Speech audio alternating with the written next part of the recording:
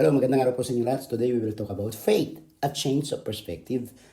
Yes, our perspective can change as we read the Word of God, as we understand the ways of God. Dito po sa ating pag-aaralan, makikita po natin sa Luke chapter 12, umpisa po ng verse 22. Kaya sinasabi ko sa inyo, huwag kayong mabalisa tungkol sa inyong pagkain para mabuhay o tungkol sa damit na ibibihis sa inyong katawan. Luke 12:22. So makikita po natin ang keyword po dito na huwag mabalisa sa ating kakainin o sa ating isusuot na damit. We all agree, very, very important po and essential ang pagkain at damit. And yet, ang sabi ng Panginoon, huwag kayong mabalisa kung wala kayong kakainin, kung wala kayong isusuot na damit na mga gusto po natin. You see, we all know not every time is well provided po tayo the way we wanted. O yung gusto nating pagkain, hindi natin nakakain. Yung gusto nating damit, hindi natin na isusuot. And minsan talagang as in wala. And our faith is being tested. And ito po yung isang katotohanan. Na minsan nasa endpoint na tayo ng buhay po natin. Walang may pakain sa mga anak. Walang damit na may susuot na bago. And yet, you're trusting God despite and in spite of all of it. But sometimes we come to our endpoint at nagko-question na tayo sa Panginoon. You see, ang sabi ng Panginoon, huwag tayong mabalisa. But the next verse teaches us na may mas importante sa pagkain at sa damit na susuotan. Kung isipin po natin, kung walang pagkain, mamamatay tayo. Kung walang damit, it shows yung kahihiyan po sa kahirapan po natin. And yet the Lord said, so once again, huwag tayong mabalisa. Bakit? Kasi may mas importante sa pagkain at damit. Ano sabi ng salita ng Diyos? Sapagkat ang buhay ay higit na mahalaga kaysa pagkain at ang katawan kaysa damit. So ano yung tinutukoy ng Panginoon sa atin dito?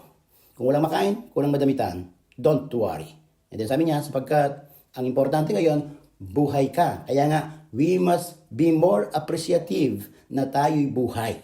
Amen? Kesa magaganda tayo, may magagandang damit, may magandang sasakyan, may magandang bahay, etc. etc. And yet sometimes may problema ka sa kalusugan or nasa hospital ka. So, life itself is important at yung ating pangangatawan nyo, yung health po natin. Ang sabi nga ng lola ko, hindi bali wala akong pera, may health lang ako. Ngayon ko po na-appreciate lalo yun, lalo na pag nagkakasakit po tayo. You see, pasalamat tayo dahil we still have a heartbeat regularly na nagbibit. Meron tayong bibig na nakakakain, meron tayong ulo, isip, mata na functioning regularly. Oo nga naman, ngayon kung nagugutom ka at wala kang magandang damit, pero may health ka naman at nagpa-function ka ng well. Madami nga, nasa kanilang lahat, pero kadalasan wala yung health nila, wala yung mental state nila, and problematic sila. So what is important is buhay ka sa oras na ito. Ang tanong is, are you still grateful that you are still alive? Breathing normally. Nakikilaban sa buhay. Nagpupursige, nagsisikap. And that we call life. Amen. You see, sa peak of maturity ni Apostle Paul, makikita po natin yung kanyang sinabi sa Philippians 4:12. Sabi niya, marunong akong magpakababa. I know how to habase. At marunong din akong magpakasagana.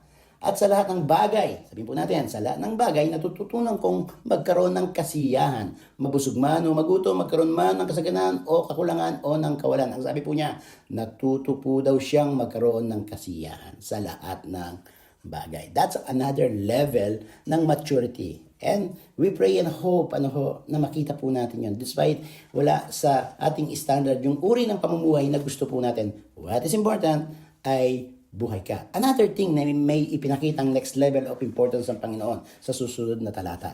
Ang sabi ng salita ng Diyos sa Luke 12:24, tignan ninyo ang mga uwak, hindi sila nagtatanim ni umaani man. Wala rin silang bodega o kamalig, ngunit pinapakain sila ng Diyos, higit kayong mahalaga kaysa sa mga ibon. Ulitin po natin, higit kayong mahalaga kaysa sa mga ibon. Kanina ipinakita po natin na huwag tayong mag-alala sa kakainin, dadamitin sapagkat ang mahalaga, buhay ka. At ito ngayon, another level ng kahalagahan na meron ng Diyos sa atin, na tayo'y mahalaga sa harapan ng Panginoon. Now, think about this. Nasusukat ba ang halaga mo sa Diyos dahil sa kinakain mo, sa ganda ng damit mo, sa ganda ng pera mo, o dami ng pera mo sa bangko, kaganda ng bahay mo, at wala kang sakit? Hindi po nakabase doon yung halaga natin sa Diyos.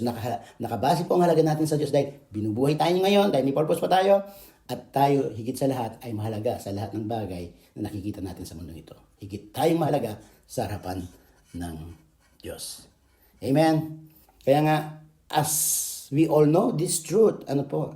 Dapat meron po tayong tinatawag na highest quest sa buhay po natin.